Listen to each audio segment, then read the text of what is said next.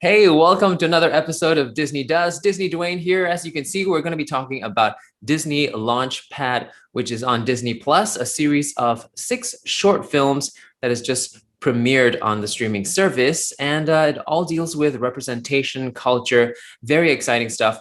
We'll also talk about how Disney Launchpad Season 2 is coming up and a little bit about that project. I think it might be a little bit late to submit, but they were actually seeking submissions by the time this video is out. In any case, let's go straight into the 6. I'm going to start with the weakest one that I watched first. Dinner is Served. It's about 2 different communities coming together. You know, the richer middle upper class, and in a sense the Asian, this community of 3 students. And I thought it was really well captured, the sense of 2 very different communities. The Mandarin, the Chinese that they speak, is pretty authentic, and also the sort of like the other Western culture, and being captured on film so authentically in both sides is pretty rare thing to see. I'm not sure what the little rebellion at the end of it was about. I felt that if he wanted to make a point, um, he could have tried to communicate, and he was singing in Chinese, so it didn't really work for me there.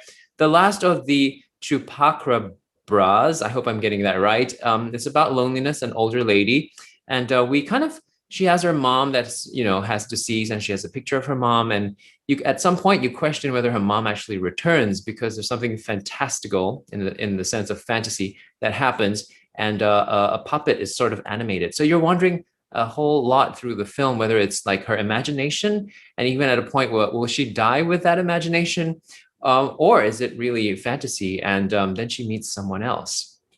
You'll find out more if you watch it. American Eat is about 2 Pakistani Muslim girls and their culture conflicts with the activities at school, and how they navigate everything. So I thought that was really lovely. About 2 sisters. Let's Be Tigers. We start out with gay dad parents leaving their kid with a babysitter.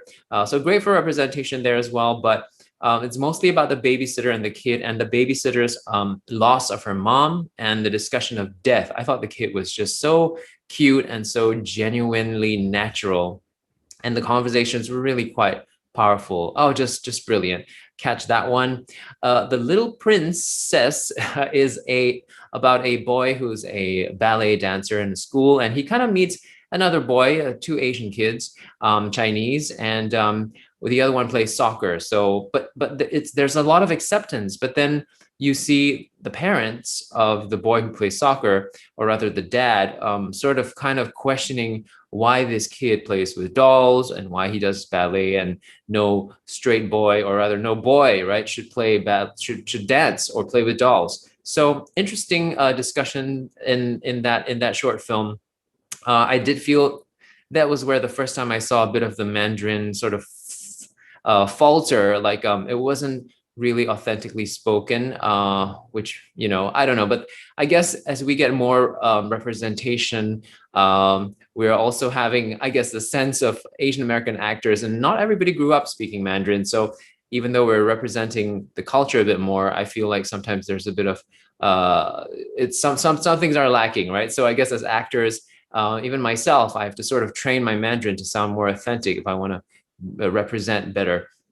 Growing Fangs is the last one. It is about a girl. It's about being a half blood, basically. It's a cute little fantasy story about half bloods, and again, acceptance and navigating all of that. So all in all, I thought it was really great. I watched it in all one sitting, and I thought it was a great way to experience an afternoon. I think you should watch them all together. It doesn't take too long.